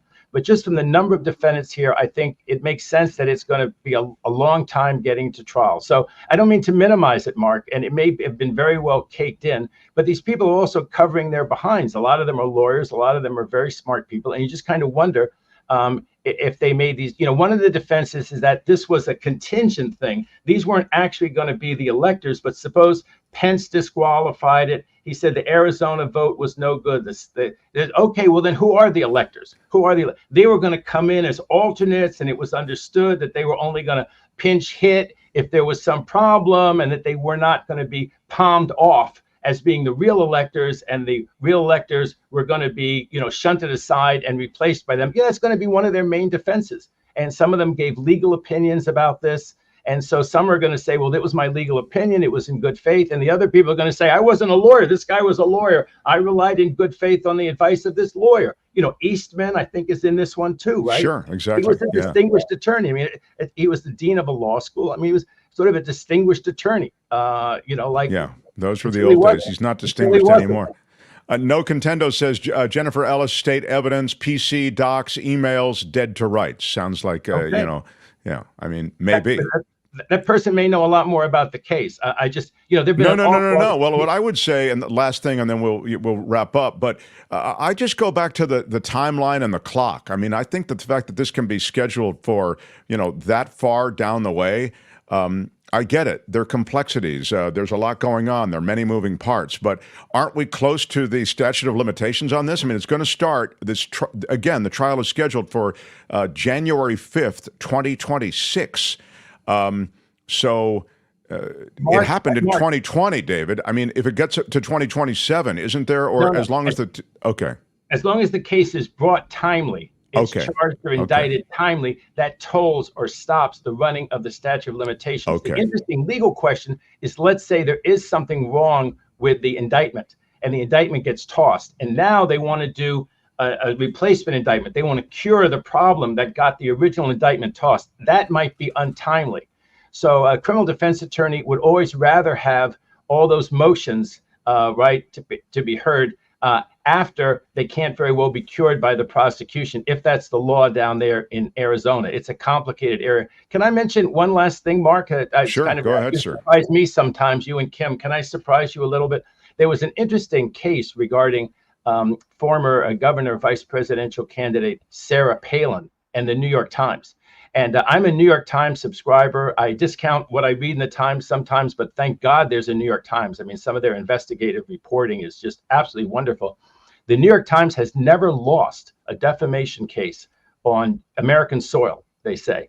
And they may actually lose this Sarah Palin case. It's possible. Just now, it got remanded for a new trial proceedings by the Second Circuit Court of Appeals. And the reason I mentioned on your show, and I think it's interesting, is a lot of people assume that Judge Cannon down there in the Southern District of Florida will be removed from the case if it gets sent back to the district court. And if you look at this as a precedent, this is a pretty good precedent that Cannon will not be removed, because in that case, the judge's name is Jed Rakoff, very well-known Clinton selected judge.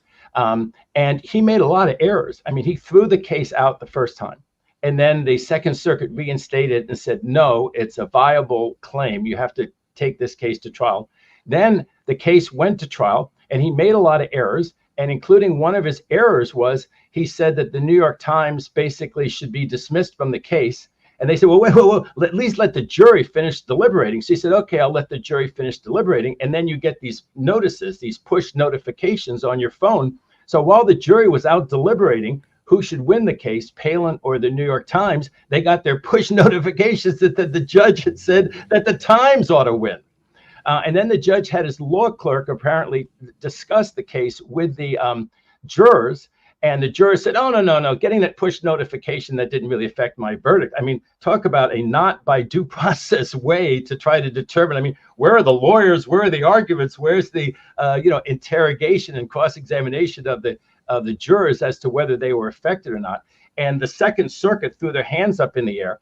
Palin asked that the case be sent back to a new judge, after that error, after errors in the instructions, after him throwing the case out the first time. This was the second time that he was being reversed by the Second Circuit Court of Appeals. And the Second Circuit Court of Appeals said, no, we're sending it back to the same judge. There's a presumption that all federal judges are going to be fair and act judiciously and properly. So I think that's what's awaiting the Cannon reversal, that it goes right back to Cannon. This case is not direct precedent. It's from the Second Circuit. That case would be from the 11th Circuit. But it illustrates the point that we don't routinely send cases back to a new and different district judge. And I've said for years that I think we ought to. It creates other problems.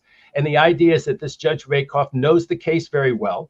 And they'll argue that Cannon knows the case really well. But as between those kinds of situations where a judge is not just reversed once, but reversed more than once, repeatedly reversed, as Cannon, I think, will be, and as this judge was, I think we should not have this idea that we just send the case back to the same U.S. district judge. Yes, a U.S. district judge would have to do more work getting the case for the first time, but I think it would increase the confidence that people have in the courts.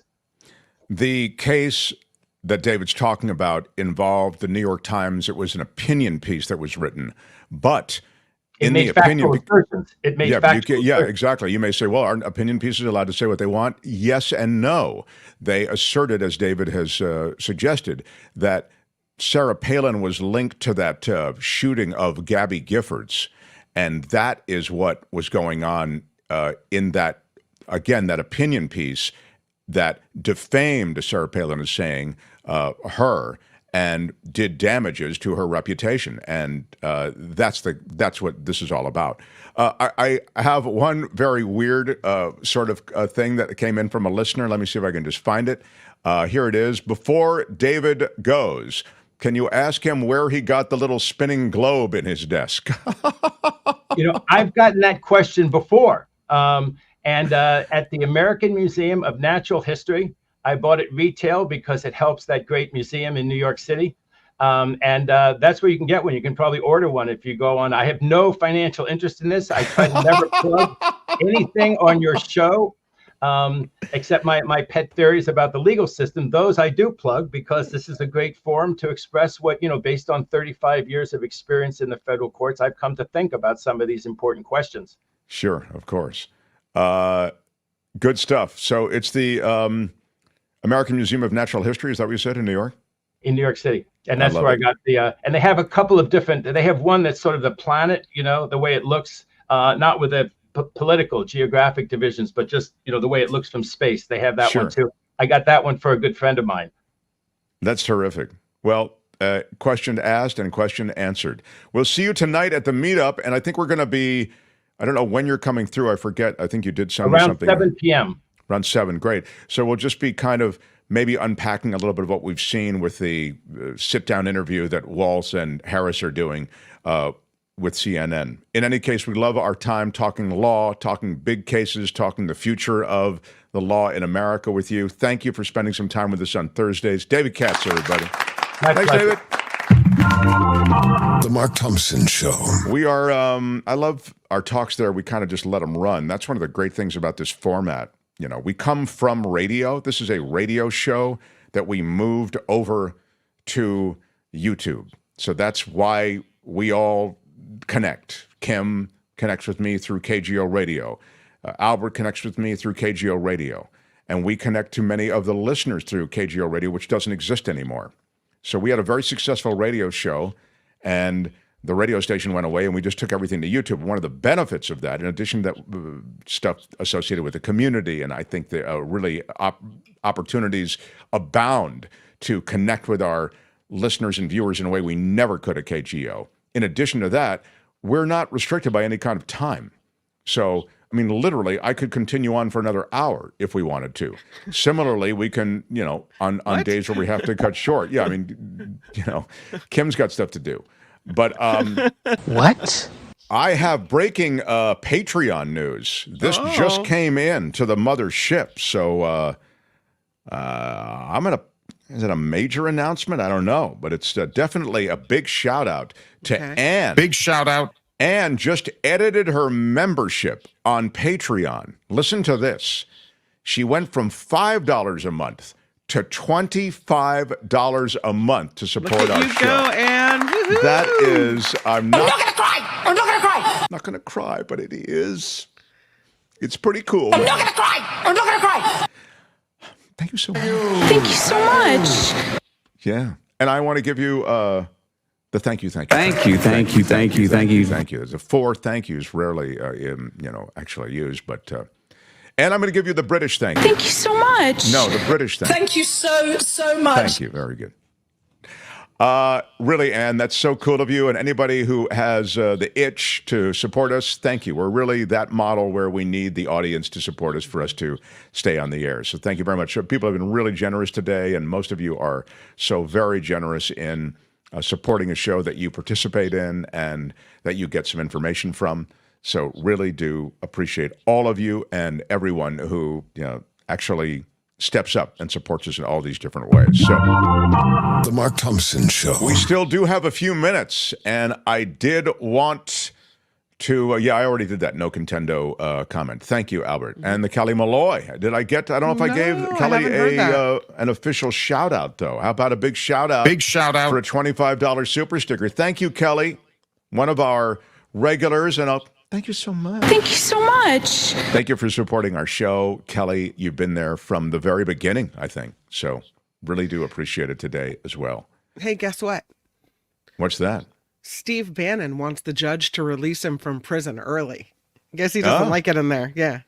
Yeah, prison is really not all it's cracked up to be. No. And this, of course, is the big ramp up to the election. Bannon wants to be up there stirring trouble on his podcast, you know. He wants out. He wants out. You know, Bannon, you'll recall, was found guilty of defrauding those Trump supporters who sent money for the big border project. Remember, essentially, the Trump administration jacked money out of the military budget and directed it toward the wall because they couldn't get an appropriation through Congress, okay? In other words, you couldn't get money allocated for that wall project and the wall building through any sort of official means in Congress. So what the Bannon people, what the Trump people did is they jacked it out of the military budget. They basically, they did something that they shouldn't have done, but no one was calling them out on it, meaning there was no legislative body that was holding Trump accountable in any way, so he got away with it.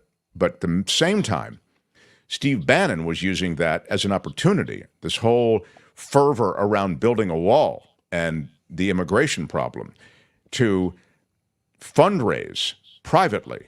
And he and another guy went on with an infomercial. We showed it to you here, during which he said, send us money for the wall, and every dollar that you send us will go toward building a wall on the southern border. Only no dollar was ever used to build a wall on the southern border. It was used to build his own personal fortune.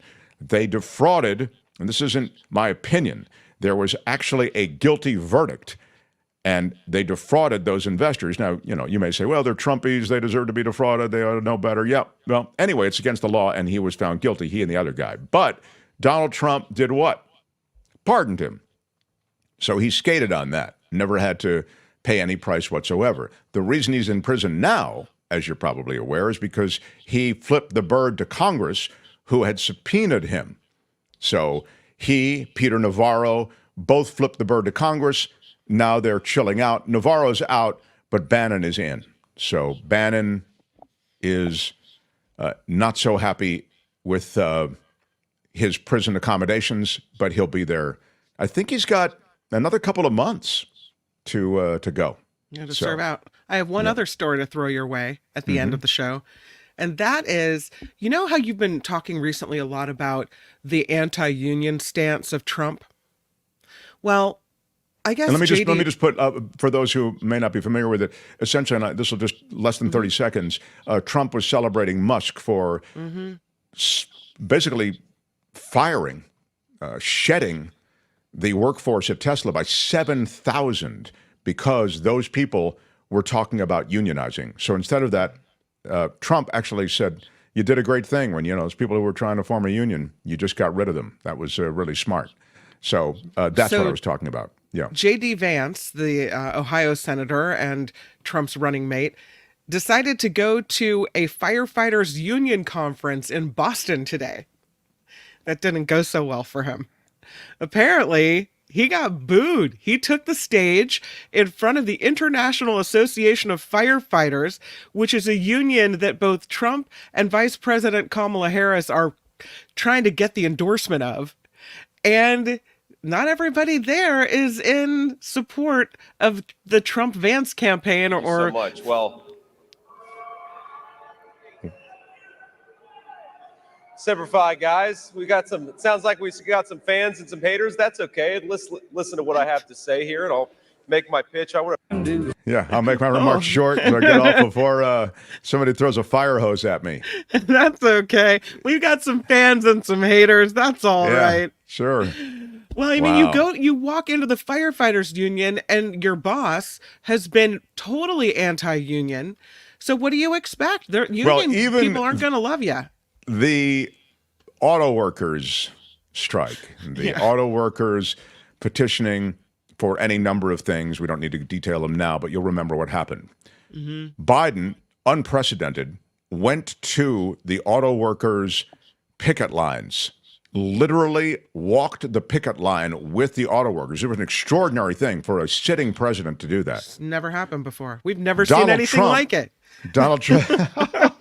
There's never been anything like this. So Donald Trump wanted his own photo op, went to Detroit with auto workers who are working at a non-union shop and actually gave them in the crowd Trump posters and various things they could hold up to suggest that that crowd was supporting Trump, but also the entire thing was to suggest that that crowd was a union crowd, and it wasn't. So, boy, when you talk about the stagecraft of Donald Trump, it's all about the look. You'll even remember with the election and January 6th, and this is noted in various communications that would have been brought in the criminal prosecution, but won't be now because it's considered an official communication and conversation. Trump was asking the Justice Department to say there's an investigation into the election, even though there isn't. He said, you don't have to do it. Just make the announcement. He's about the stagecraft. He's about the look. He's a PR guy and a con man. That was the con. And so in the case of unions, I just need to be with a lot of guys who look like they're blue-collarish guys, hand out some stuff, let's get some photo ops, and let me get back to Arlington Cemetery where I have the next photo op. So I have other stuff for you, Albert. That's pretty big, though, about J.D. Vance. Thank you for that. The Mark Thompson Show. Albert is a fan of pro wrestling. Yeah, who doesn't love pro wrestling? Sid Vicious, the 6'9", 317-pound wrestler, faced off against some of the industry's biggest names, Shawn Michaels, Hulk Hogan. Well, Sid Udy is his real name.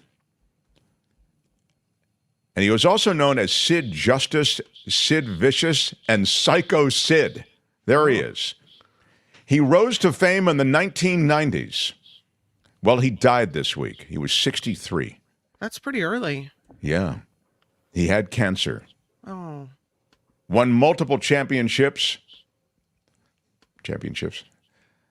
Was one of the generation's most imposing and terrifying competitors. Again, 6'9", 317 pounds, one of the biggest physical presences in all of wrestling.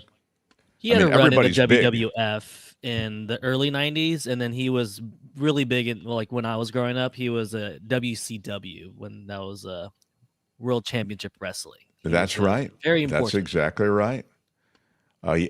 Such a good knowledge from Albert. He was featured as the main event in WrestleMania twice.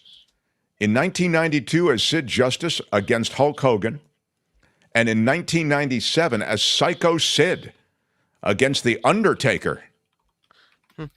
Yeah, and that's when The Undertaker, he was one of the many. Undertaker never loses in WrestleMania, and he was one of them on the list, which is important. And obviously, if you're 6'9" back then, you're a huge wrestler. That they were very popular. You had to be huge, and he was one of those huge wrestlers back then. One of the most brutal superstars, this is a quote, to ever terrorize WWE. The sadistic Sid brought an intensity that few could ever hope to contain, said the WWE. Just ask the litany of ring legends who have incurred his wrath, they said.